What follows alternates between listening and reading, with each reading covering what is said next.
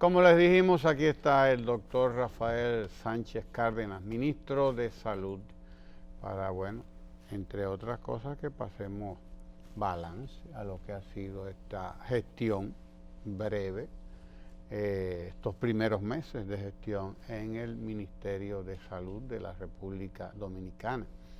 Pero tenemos que recibir primero a la compañera Kenia del Café Santo Domingo, que siempre está aquí con nosotros, doctor, y sabemos que usted es un fanático de... Que está como más gordita, señor, Ramón, no sé. Está como más gordita. Sí. Eso es en el Café Santo Domingo. ¿Será el café? No, las vacaciones. Eso es en el Café Santo Domingo, allá en Industria Banileja, que no descuidan a sus trabajadores. Así que arranquemos, doctor. Bienvenido a Ojalá, este espacio que además es un espacio suyo, porque usted es un hijo de Ojalá, legítimo. Así que bienvenido, y sería bueno que rápidamente viéramos un balance de qué han sido estos meses que ya a usted le han permitido tener una idea de qué es lo que hay en el área de la salud en la República Dominicana. Y nos gustaría compartir, que usted comparta con nosotros esos retos, esos desafíos, esos que están presentes ahí y que son retos y desafíos del pueblo dominicano, de la salud del pueblo dominicano. Bienvenido. Bueno, muy buenos días a todos a la teleaudiencia de Ojalá. Salud, como ustedes saben, tenemos 6 meses en el ministerio. Ha venido avanzando, lento, pero yo digo que sostenidamente en el proceso de transformación que impulsa el presidente Danilo Medina. A nuestra llegada, desde luego, como ministerios empezamos el proceso de revisión de todas las políticas que se venían implementando y los ajustes necesarios que había que hacer en todo el sistema administrativo, e igualmente dar seguimiento a un conjunto de políticas que ya estaban en camino. En este momento, por ejemplo, es claro ya el avance que hay en las reformas hospitalarias que lleva a cabo el gobierno, de tal manera que cada vez menos, creo que cerraremos este año con, aunque son importantes centros de salud, pero una gran mayoría ya están nuevos, rehabilitados y en condiciones de operación muy superiores a las que encontramos en mayo, cuando llegamos a la administración. Por otro lado, simultáneamente hemos ido avanzando en los procesos de reformulación y formulación del plan estratégico del ministerio, que es la base de operación de todo el Sistema Nacional de Salud. Es uno de los componentes a los que le hemos puesto mucha atención, que va en estos momentos con discreción, pero que ya va saliendo a los sectores hacia la consulta social. Quedan pocos elementos ya en ese sentido. Recuerden que el plan se venció en el 2015 y tenía 3 años que no se implementaba. Vamos a hacer su lanzamiento, esperamos, para principios de año.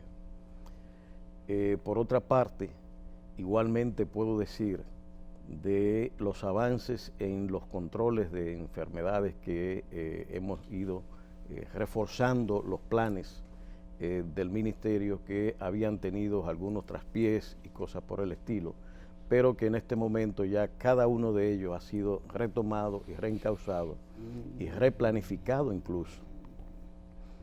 Esta propia semana teníamos ya el inicio de trabajos dirigidos a controlar la rabia, por ejemplo, que hoy aparece en la prensa con motivo de la muerte del niño de Pedernales. Ya tenemos prácticamente concluido el plan para la eliminación de la rabia en el país. Recordemos que la rabia, estamos hablando de casos de 1, 2, 3 casos, que es lo que se presenta a nivel nacional, 3 casos.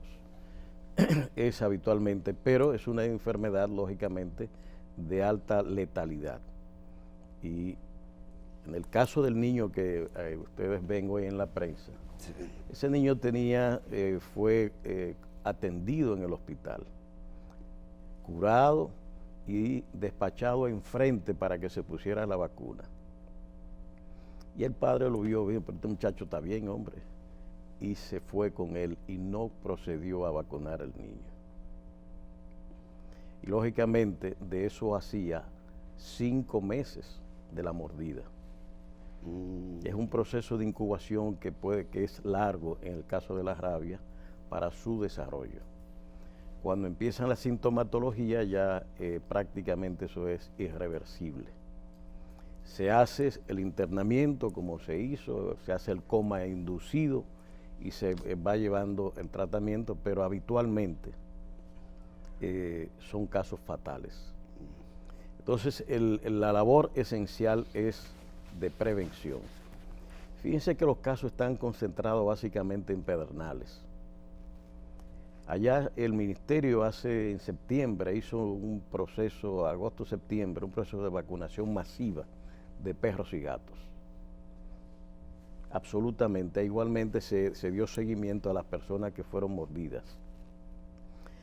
Se hizo un intento de trabajo en Anzapitre, porque hay una legión también de perros del otro lado. Ahí hay un cruce muy frecuente de animales y personas. Y lógicamente la intención nuestra es a través de la Organización Panamericana de la Salud ver si es posible organizar con la Panamericana del lado haitiano una labor de vacunación de perros y gatos también en esa zona, de manera que podamos reducir prácticamente los casos de rabia que tenemos. Hay una correlación entre mangosta y perro. La mangosta es el hurón, El hurón, sí. que es un portador. Entonces muerde al perro y el perro a la vez al humano. Esa es la cadena que se sigue. Pero si tenemos vacunación de los perros, pues lógicamente la cadena se interrumpe. ¿Qué es lo que hay que hacer? Había habido defectos en las campañas nacionales de vacunación y eso justamente es lo que pretendemos corregir. Nuestra idea es que en 3 años la rabia queda eliminada con una campaña masiva anual que se hace de septiembre a octubre todos los años. ¿Fue usted que cerró el antirrábico? No, eso estaba ya cerrado. No, porque lo pregunto, doctor, porque en la prensa hace 2 o 3 semanas pues salió aquello. Sí, en la prensa se dice de todo y a veces gente desaprensiva que empieza a decir. El programa cambió. Hay antirrábicos, la vacuna está en los hospitales ahora. Lo que estaba concentrado era en un centro donde la gente iba con perros y personas a hacer tratamiento. Lo que pasaba también con los locos. ¿Dónde estaban? En el 28. Entonces, ese sistema que implicaba costo, movilización para la gente, se ha descentralizado. Entonces, usted va al centro sanitario y las vacunas están ahí. Y en los hospitales. Salvo alguna zona donde las direcciones provinciales y los hospitales están cerca y se hace el manejo desde las direcciones provinciales o las regionales. Pero habitualmente están distribuidas y están disponibles las vacunas bajo ese sistema. La gente sigue con la idea del antirrábico como funcionaba anteriormente, igual a como sigue pensando en la salud mental como el 28. Entonces ya esos sistemas no son los que están funcionando en el país. Esto se ha ido modernizando y esperamos que a corto plazo el proceso de expansión de las unidades de atención de rabia, de salud mental bajo los nuevos esquemas, pues la gente empiece a hacer conciencia de ello. Pero eso está todo bajo control. Tenemos las infecciosas también en buen nivel.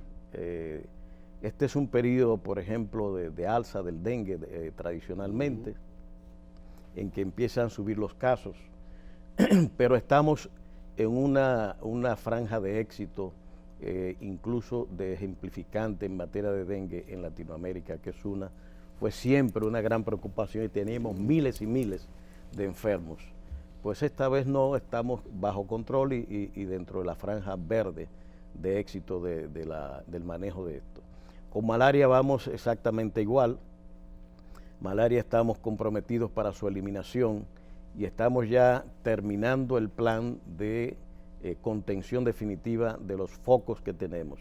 Nosotros tenemos en el país 2 focos importantes de malaria, que es la Ciénaga de los Alcarrizos y la zona circundante en la que se han establecido unos asentamientos humanos en medio de cañadas y de dificultades cuando vienen las lluvias para el drenaje, y eso posibilita el crecimiento y multiplicación del vector. Hemos intervenido y mantenemos la casuística bajo control, todavía esperando unos 294 casos que fue el año pasado, y la esperanza es que en las próximas campañas podamos llegar a contener definitivamente la malaria en el país. Controlar esto implica necesariamente control en Haití, porque hay un flujo migratorio que se da en el país y que allá no tienen la eficiencia y el control que tenemos en el país para su eliminación definitiva. De manera que también en ese campo vamos avanzando. Un campo donde también ha habido un impacto significativo que son las crónicas. El programa de alto costo instituido por el presidente con 500 millones iniciales ya pasa los 2.000 millones de pesos, y de una atención de unos 5.000 pacientes que se hacían, estamos sobre los 20.000 pacientes ya que reciben la atención de este programa de asistencia a las familias que se ven afectadas por enfermedades de alto costo, como le llaman de alto costo, o enfermedades catastróficas. Catastrófica por varios motivos, no solamente por la implicación para la salud del paciente, sino por el costo que tienen su manejo, llevando incluso a la quiebra a las familias. Y estas son de las razones que llevó al presidente a instituir este tipo de programa. Es un programa que se está, y yo digo que sirve de alerta a la sociedad dominicana en vista del cambio que se ha dado progresivamente, cómo vamos mudando un cuadro epidemiológico de infecciones a enfermedades crónicas. Por eso usted ve más enfermedades del corazón y cerebrovasculares, más cánceres, ve más enfermedades raras que antes a veces ni se conocían ni se trataban, y está viendo más enfermedades como la diabetes y los fallos renales y enfermedades crónicas renales que están diezmando a una gran parte de la población dominicana. Y la tendencia es hacia la elevación de estas enfermedades. ¿A qué se debe? Las razones son múltiples, pero esencialmente fíjense que los cuadros de enfermedades crónicas de este tipo es típica de sociedades que han mejorado sus condiciones socioeconómicas y que han controlado las fases, los cuadros epidemiológicos basados en infecciones, habitualmente por condiciones sanitarias inapropiadas. El mapa epidemiológico nacional se basaba en gastroenteritis, infecciones respiratorias y todo eso, pero ¿por qué teníamos tanta gastroenteritis? Porque el manejo de las aguas que consumía la población era de arroyos y ríos contaminadas, y lógicamente había mucha gastroenteritis en la infancia, y esto llenaba todos los hospitales. Hoy tenemos un 88% de cloración del agua de consumo que tiene la población, y lógicamente esto fue bajando inmediatamente toda la incidencia de esas enfermedades y pasan a subir las demás. Hoy tenemos una población prácticamente el hambre reducida significativamente, con una disminución de la desnutrición también. Tenemos malnutrición, eso sí. Y dentro de esto hay que mencionar la enfermedad de la obesidad, del sobrepeso, que se asocian con las enfermedades crónicas, porque son factores condicionantes de la salud. El obeso tiene más propensión al desarrollo de diabetes, a daños cardiovasculares y cerebrales, a daños renales, que tiene que manejar esa carga tan grande metabólica. Entonces por eso se van dando esos procesos. Usted ve sociedades como la norteamericana que tienen ya de por sí reconocida la epidemia de la obesidad, que se asocia a todas esas enfermedades también. Entonces, nosotros somos una sociedad definitivamente de desarrollo medio. Y eso se puede ver en la cantidad de gente que, si no tiene hambre, pero sí hay obesos en todos los niveles de la sociedad. Y eso es yo digo que un motivo de preocupación a que las labores de prevención que ahora estamos diseñando en el plan estratégico y de promoción de la salud deben ser fundamentales para la garantía de las condiciones de salud de la población. Es prevenir ante las crónicas la mejor medida que podemos tomar para evitar los altos costos que esto implica. Y eso se da en un ambiente, por ejemplo, de altos consumos calóricos. La gente tiene predilección por el uso de ciertas bebidas hipercalóricas, de alimentos chatarras que son sumamente calóricos y que han producido ya en sociedades, demostrado en sociedades avanzadas estos fenómenos. Eso no incluye al puerco de Navidad, ¿verdad? Bueno, el puerco es en Navidad básicamente, ¿verdad? Aunque ya la gente come el cerdo todo el año y lo come diariamente a través de embutidos y cosas por el estilo. Pero bueno, lo que quiero decir es... La comida chatarra es el gran problema. Son las comidas exactamente de estas rápidas que están... es pura calorías. Y entonces son facilitadores de estos cuadros para la salud. Por otra parte, es importante señalar los cambios que estamos implementando en materia de la Dirección General de Medicamentos y Alimentos del Ministerio. Nosotros estamos concluyendo ahora en enero el proceso de informatización para la obtención de los registros sanitarios y el control incluso de los tráficos de mercancías de exportación e importación con los registros sanitarios. Ese proceso tiene ya 2 meses de haber iniciado y está ya informatizada la parte de medicamentos, de manera que en poco tiempo la ventanilla única ya se va a abrir, de manera que usted desde su empresa obtenga el registro sanitario. Hemos reducido prácticamente casi todos los atrasos que teníamos en esta materia a un nivel de más del 70% que encontramos y estamos a la puerta ya de estar prácticamente al día, salvo en el caso de los alimentos, que es un área en la que estamos en la fase de diseño, porque es más compleja y cada vez más amplia la gama de productos que se manejan ahí. Ministro, yo tengo la ligera impresión, y ojalá que no fuese así, de que aquí el grueso de la ciudadanía no tiene claro los roles de cada una de las instituciones que componen el sistema de salud pública en la República Dominicana. Porque cosas que se supone que siempre le correspondían al Ministerio de Salud, pues ya resulta ser que no.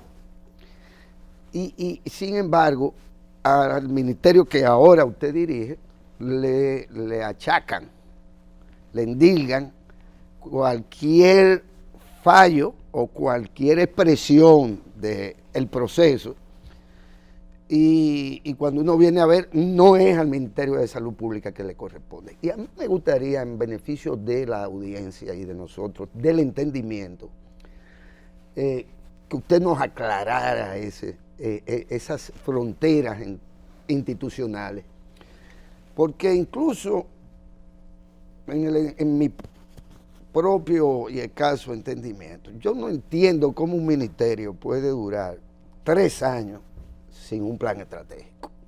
Usted me excusa. Yo no lo puedo concebir en términos reales, pues no sé entonces cuál era el rol que le correspondía a ese Ministerio de Salud. Y esto es muy importante porque igual se dice desde su ministerio que el énfasis es en la atención primaria, pero resulta ser que se aparece cualquier otra instancia del propio sector salud que dice, bueno, pero es que ahí no hay un protocolo de atención y es que incluso no está incluido el médico general. Y yo, pero ¿cómo que no está incluido el médico general? ¿Y cómo que no hay protocolo?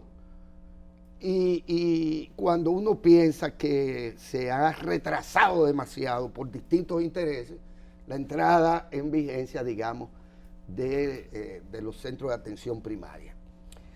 Hay confusión en la población y parecería también que es el resultado de la carencia durante mucho tiempo de un plan estratégico, ya no solo del ministerio, sino de lo que le corresponde a cada una de las instituciones del sector salud.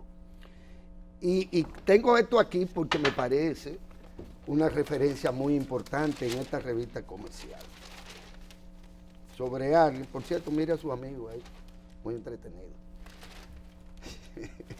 Pero, mire, doctor, Rivera aboga cambios más drásticos en el sector salud. Y este se supone que es el de Andeclip, creo, entiendo. Y entonces, que creo que es uno de los sectores que han frenado el propio rol del Ministerio de Salud Pública. ¿De qué estamos hablando? De que usted va a reducir la inversión en el sistema de salud, según dice él. Porque no se puede hablar de atención primaria, según dice él, si usted va a reducir la inversión en el sector salud. ¿De qué estamos hablando? ¿Cuál es el rol del Ministerio de Salud Pública si no es el de la planificación estratégica? Mire, en el año 2015 se hizo una cirugía en el sistema que dividió la labor de rectoría de la prestación de servicio. Se crea el Servicio Nacional de Salud, que es el encargado de la prestación de servicio de salud a la población. Y se reserva al Ministerio de Salud Pública la rectoría de todo el sistema, incluyendo el sistema de financiamiento mediante las ARS, el sistema, y es parte del sistema, la CISARRIL, propiamente dicha como superintendencia, varias dependencias que funcionan con autonomía como es agua, que también son parte de CASA e INAPA, que son parte del sistema nacional de salud, exactamente. Entonces, todas ellas, bueno, ahí está Conavicida, está Promesecal, todos son parte del sistema nacional y todos están bajo la rectoría del Ministerio de Salud Pública, cada uno con autonomías. Donde hay más confusión habitualmente no es con SENASA, ni siquiera, y con la CISARRIL algunos elementos que usted puede señalar, pero esencialmente es entre el Servicio Nacional de Salud y el Ministerio. Que ciertamente, fíjese que usted se hace en el 15 y en el 15 se vence el plan estratégico. Tenemos 3 años operando el servicio y sin plan estratégico del Ministerio, que se supone que es el que comprende todas las líneas estratégicas de funcionamiento a 10 años. Es decir, es una visión de largo aliento del sector completo. Recoge los lineamientos para todo. Bien, eso yo no lo encontré hecho, estaba a medio camino, porque se hace bajo una contratación con el INTEC, que ha hecho un magnífico trabajo de ir aportando los elementos para la conformación de eso al ministerio y revisado. Y ahora vamos hacia la fase de conclusión y puesta ante la consideración pública de esto con fines de recoger más opiniones todavía sobre el mismo. Ese es un fallo que ha habido en estos 3 años, pero que coincide con la división. Entonces, la gente estaba acostumbrada a la idea de que salud pública era todo lo que era salud. Entonces el ministerio tiene que hacer la rectoría, la evaluación, monitoreo y sanción también a los agentes del sistema. Esa es la función que tiene el ministerio y encargado de los factores de salud colectiva. Es decir, malaria, rabia, dengue, todo eso se maneja allí. La parte de acción colectiva, porque cuando son los casos clínicos tienen que ir a un prestador de servicio. ¿De acuerdo? Entonces hay una separación de funciones que yo puedo decir que con sus vicios, que habrá que corregir más adelante, desde luego, con fines de que las cosas para la población, que es el objeto de todo el sistema, y para todos los actores del sistema, quede bien claramente establecido las funciones de cada quien y restringir la prestación del servicio a las unidades de prestación. El viejo ministerio, puedo poner un elemento que sale a la vista con mucha claridad. El ministerio le queda la labor de prevención y promoción de la salud. Pero los promotores de salud están en el Servicio Nacional de Salud. Estoy poniendo aquí un indicador de cómo aquello se hizo y cómo hay parte de la confusión. Y eso incluso puede llevar a que mucha gente no entiendan esa separación. Por otro lado, el comentario que usted señalaba, que hacían sobre la atención primaria Rivera, mire, todo el mundo aquí está de acuerdo con la atención primaria. Estuvo tanto de acuerdo que hasta en el Congreso se pusieron de acuerdo en la ley y establecieron la atención primaria en la ley. Lo que el congresista no llegó fue a establecer el cómo. Y cuando entramos en el cómo de Andeclip es uno, el cómo del Colegio Médico es uno, el cómo que yo tengo es uno, y el cómo que está sacando Cisarril es otro. Entonces hay muchos cómo implementar el tema de la atención primaria. La atención primaria es una estrategia elaborada y surgida de hace 40 años en Alma Ata, y que ahora este propio año en Astana se llevó a cabo una nueva encuentro con relación de la Organización Mundial de la Salud, recordando aquel momento y ratificando la mayoría de los contenidos de aquella estrategia. La universalidad de la prestación de los servicios, el uso de recursos humanos básicos con fines de servir para la atención de la mayoría de la población, la cercanía del prestador a la gente. Es decir, son una serie de lineamientos que la estrategia tiene y el alcance territorial del mismo, que lógicamente cuando nos metemos en esto empiezan a surgir en función de intereses diversas opiniones. En el caso nuestro, y es mi visión siempre en este sentido, yo creo que la parte pública está llamada a tener su propia acción con fines de atender sobre todo a los 2 primeros quintiles de la población, que son los más afectados y son la mayoría, y que son los que más necesitan de la presencia del Estado en la prestación de los servicios. Los hospitales mejoran y han mejorado, pero nos hemos pasado muchos años haciendo mejora de hospitales, porque la producción de salud es un fenómeno social, no es en modo alguno únicamente hospitalario. Y todas las concepciones que se han basado en la acepción hospitalaria han fracasado y han llevado a la población incluso la concepción de que la solución de sus problemas está en el hospital, en el especialista y en el medicamento que él va a indicar. Y en la clínica privada. Sea privado o público, no importa. Siempre está en ese sentido. En la parte, sobre todo en los 2 primeros quintiles más pobres de la población, eso está aquí metido en la cabeza. Y usted ve que las UNAP están vacías. ¿Cuáles son esas? Las unidades de atención primarias, que tenemos bastante ya. Pero la gente no ve en las unidades de atención primaria la solución de su problema porque su idiosincrasia es hospitalaria. Y es lo que el sistema ha sido y es. Y el concepto predominante ha sido ese. Entonces, cuando una persona tiene un problema, que además se queda en la casa más tiempo del que debía, como el niño que hizo el padre con el de la rabia, Sí. Que debería estar preso. llega al hospital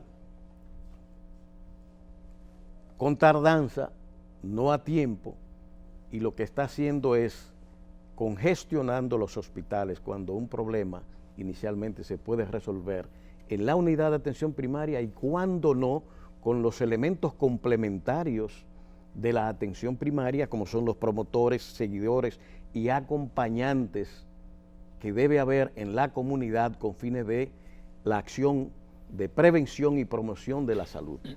Para lo que existe ya un protocolo. Hay un manual incluso de atención primaria. Lo que no se ha hecho es glosar y determinar los costos de cómo se va a pagar en la seguridad social.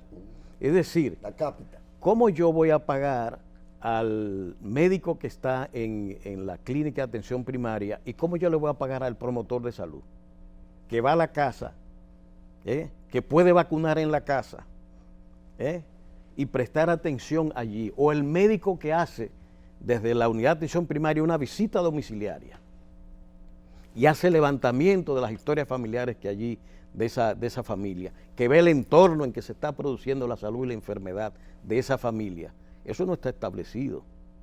Pero no es el punto inicial de este, ¿cómo le llaman? Que usted anunció recientemente del expediente único. No, el expediente único es la historia clínica, Correcto, electrónica. pero por ahí comienza, supongo.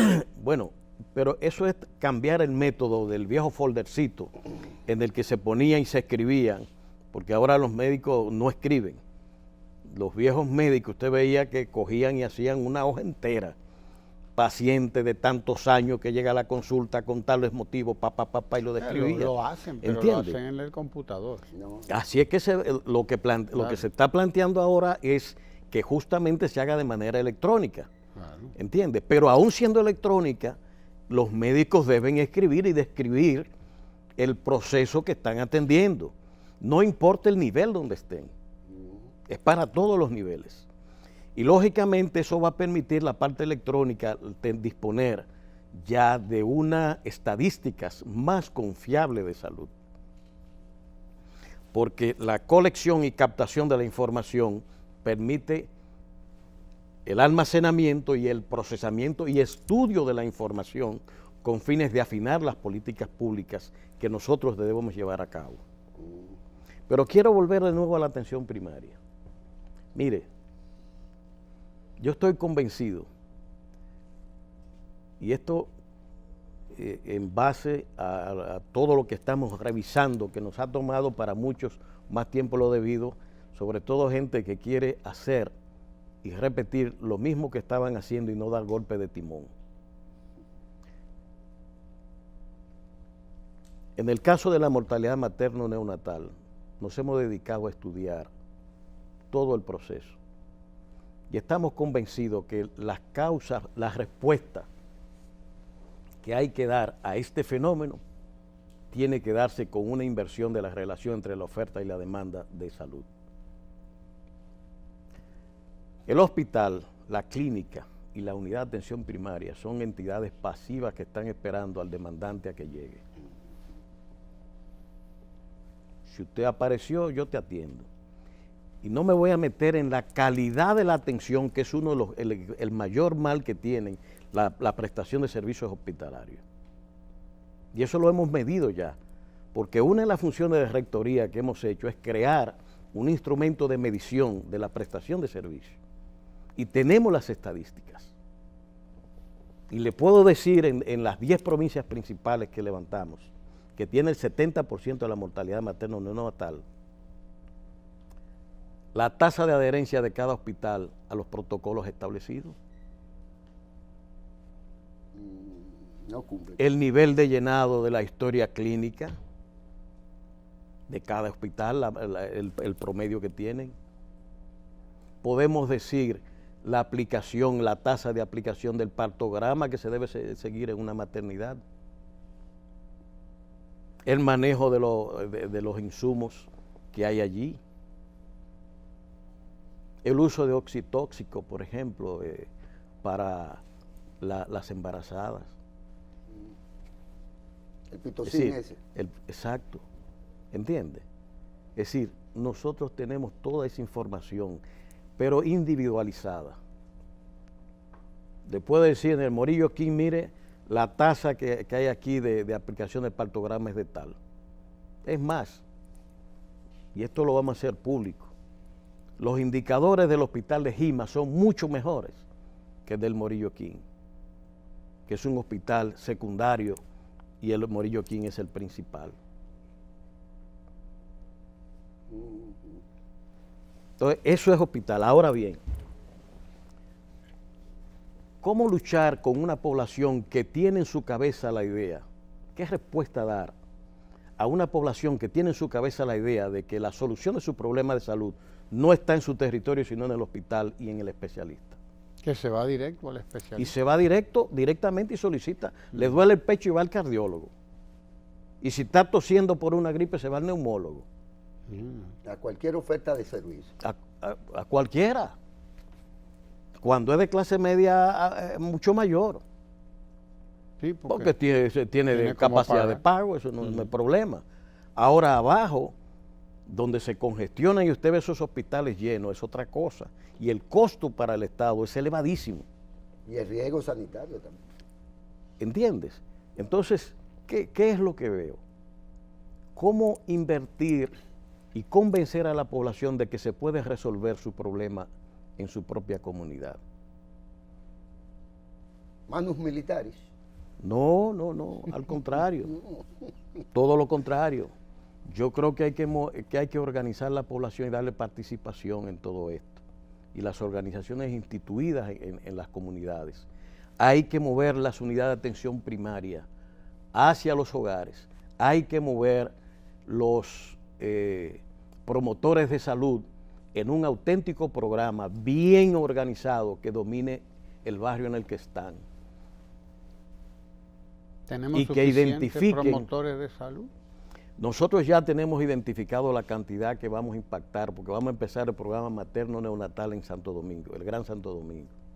Y tenemos establecido presupuestos que vamos a presentar al presidente próximamente, con organización territorial y responsable de áreas, porque ahí es que está la mortalidad. El Gran Santo Domingo es donde está la mayor mortalidad. La mayor Santiago, población.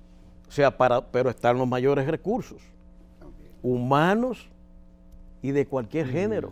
Y sin embargo, aquí es que se concentra la mayor mortalidad materno-neonatal.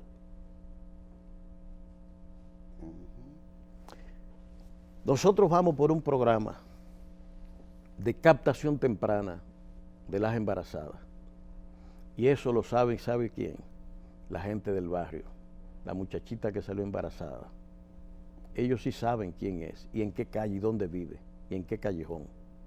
Y los promotores de ahí, miembros de ahí, saben dónde están y cómo llegar a ella. Es en la identificación temprana de la embarazada y entrar al sistema, en la consulta, y determinar las alertas tempranamente, que podemos evitar que cuando llegue al hospital pase lo que está pasando, que es la muerte tan elevada que tenemos. ¿Pero por qué? ¿Cuáles son las tres causales de esa muerte? La hipertensión gravídica o hipertensión del embarazo, la infección y la hemorragia.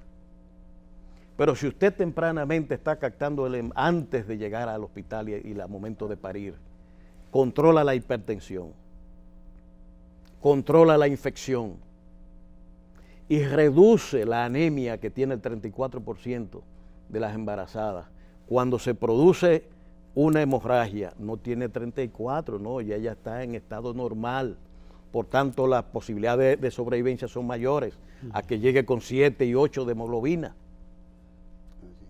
Pero eso se corrige dándole a ella el hierro allá, un kit con un promotor, vea, te tomaste. Todo el mundo tiene teléfonos aquí en este país. Hoy, como la unidad de atención primaria con la lista de su gente le llama, óyeme, tú eres diabético, te tomaste la pastilla hoy. La de la presión, más las visitas periódicas. Entonces nosotros tenemos un diseño de acompañantes para esas embarazadas. 10 embarazadas por cada acompañante, que son responsables de ellas. Llegarán al hospital ya con las consultas adecuadas, los tratamientos adecuados y las previsiones establecidas antes de. Y la tomaremos después que salga del hospital, porque la mayoría de las embarazadas muere en el puerperio. Después que sale del parto. Después muere de hemorragia, de infección o la hipertensión. Pero si ya la controlamos de antes, pare, sigue su tratamiento y vigilancia y de ambos, madre y criatura, salen bajo control. Entonces estamos llamados a impactar doblemente en ese esquema que le estoy diciendo, más las medidas sanitarias generales acompañantes, porque en la visita domiciliaria se establece las condiciones sanitarias en que vive una familia, el agua que manejan. La están sacando de la calle de una llavecita de ese, ¿cómo la están guardando? Acuérdense las campañas de dengue, tanque tapado, etcétera, que se hacían aquí. Muy bien.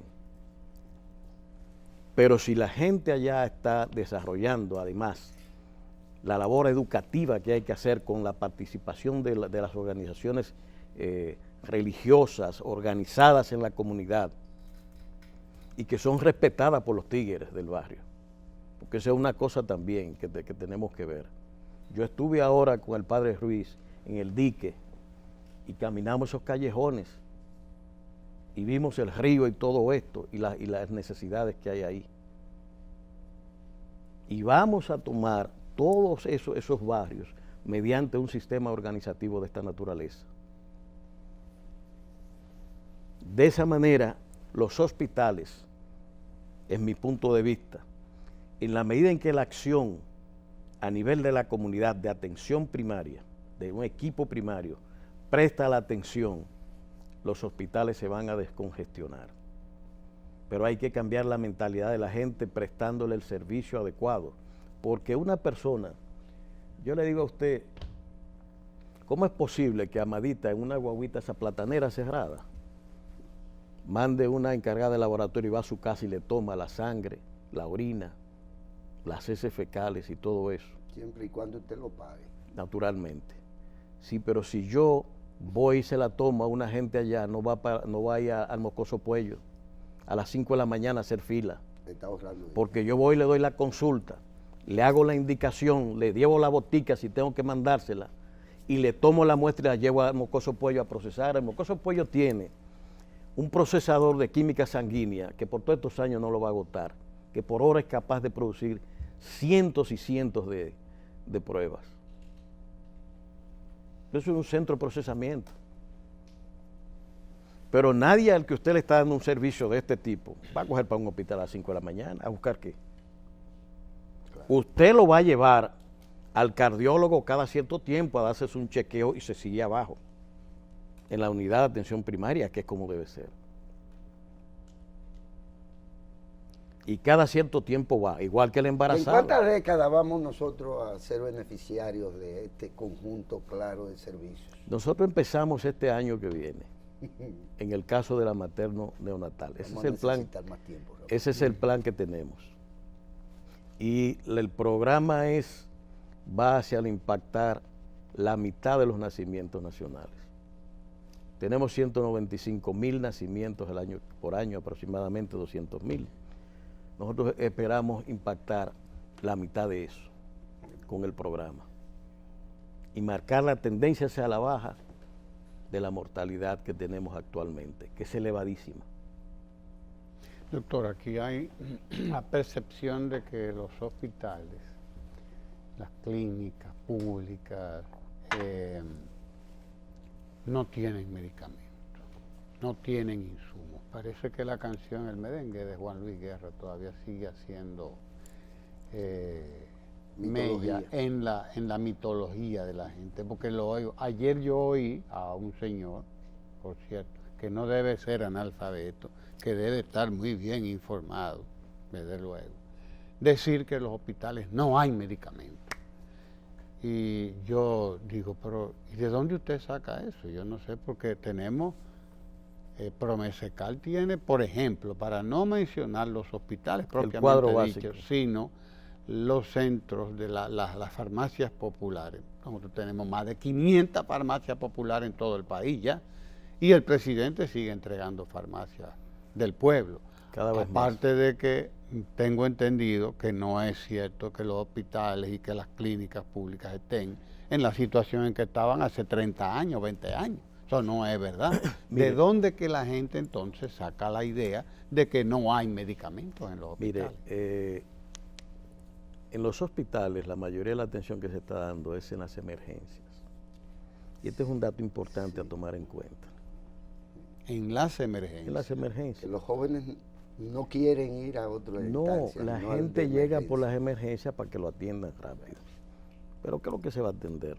Los problemas que se resuelven allá en la UNAP, en las unidades de atención primaria.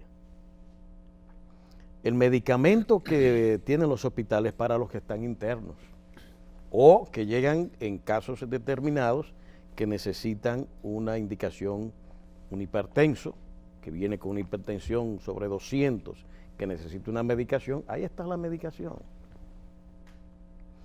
Probablemente mucha gente que va a esas emergencias cree que en la emergencia hay que buscar de los almacenes del hospital la medicina que ellos necesitan.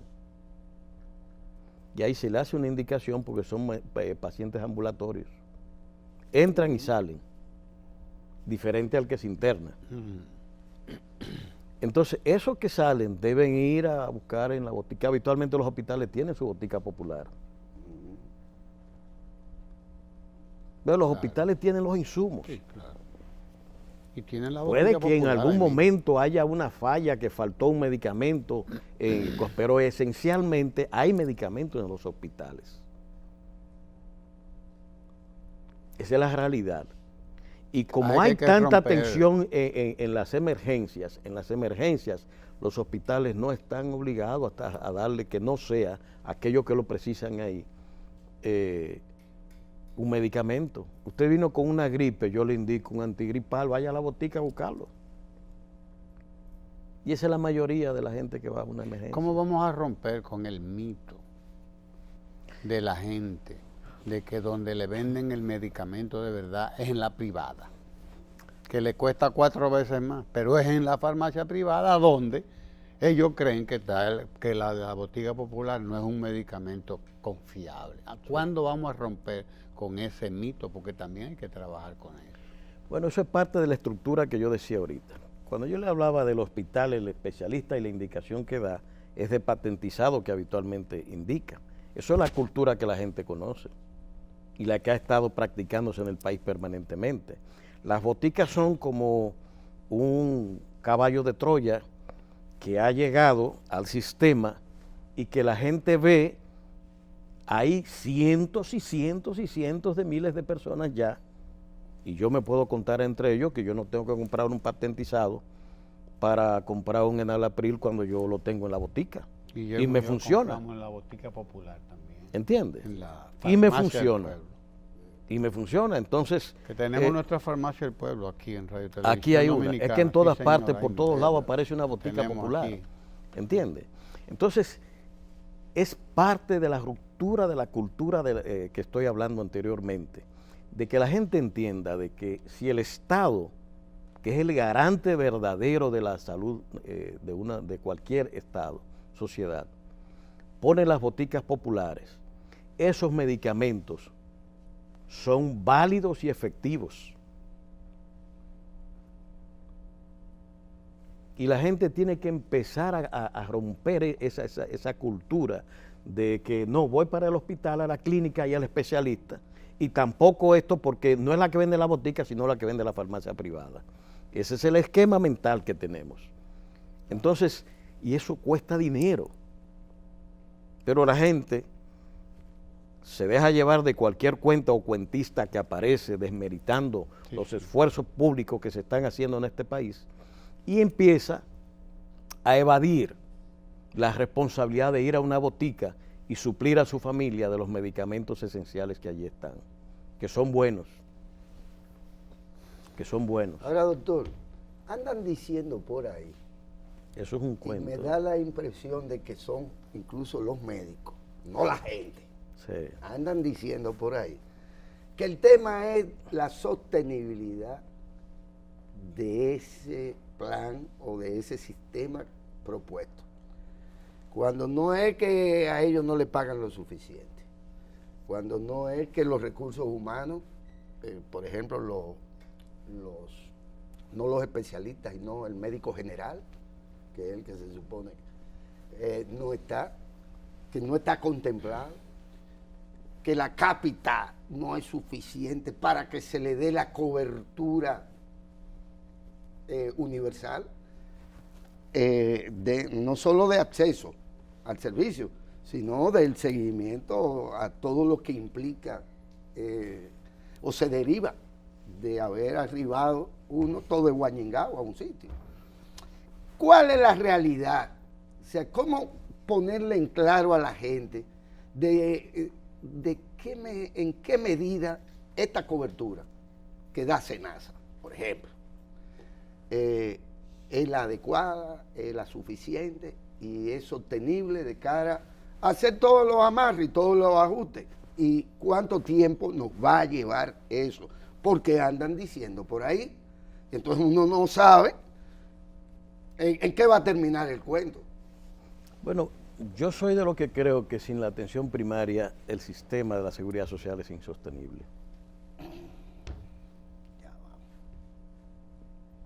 Y eso está demostrado internacionalmente, no es un invento mío. Es decir, eso es lo que se ha visto a nivel internacional. ¿Por qué? Porque el concepto verdadero de una atención primaria es bajo costo, con los recursos de salud básicos, acompañada de prevención y promoción de la salud. Menos enfermos. Es así, y más aún cuando usted tiene un cuadro epidemiológico de crónicas. Si yo trabajo para que no me engorden el muchachito temprano, porque antes, y en la cultura nacional, un muchachito obeso, gordo y colorado, lo veían como que era la cosa saludable, y es todo lo contrario. La obesidad temprana es mala para la salud y mala para el adulto después de esa misma persona. ¿Entiende? Entonces hay toda una inversión que hacer en esa idiosincrasia que tiene la gente sobre el tema de entendimiento de la salud, que hay que cambiar. Y eso es allí que se resuelve. Es allí donde están los bajos costos. Y es la única manera en que la gente puede cambiar sus patrones culturales.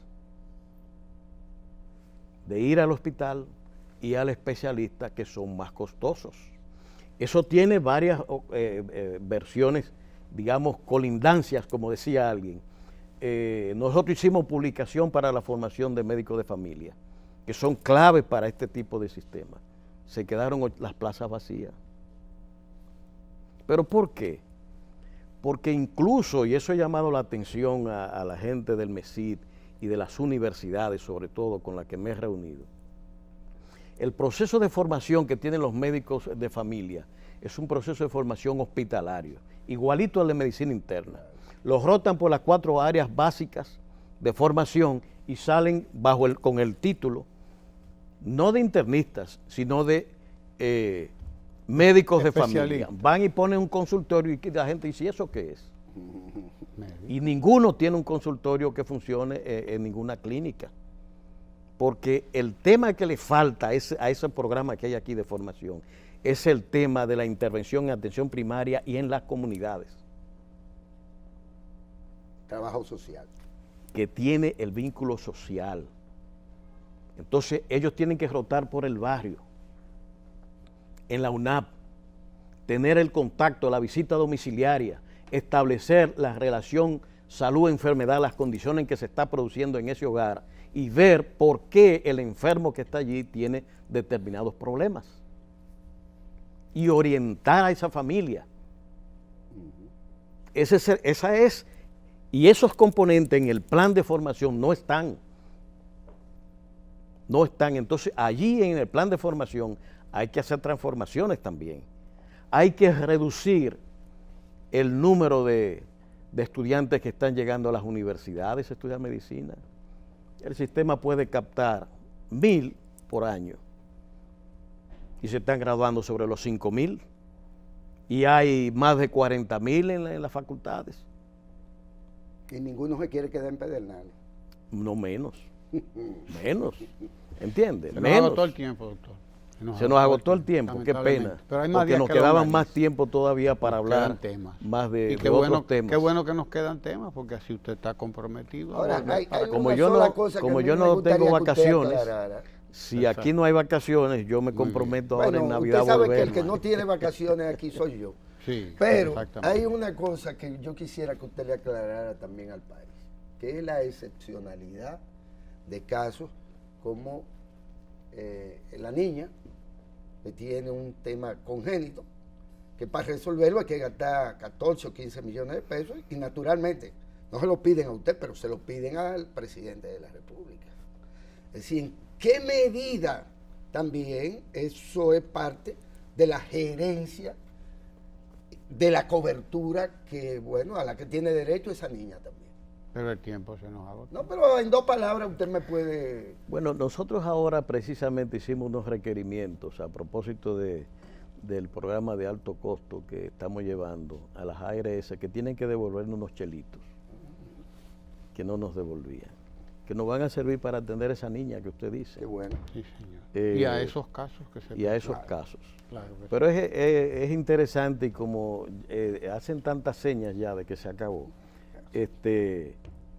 le puedo decir brevemente que la excepcionalidad es justamente lo que el presidente cuando habló del programa y creó el programa de alto costo toma.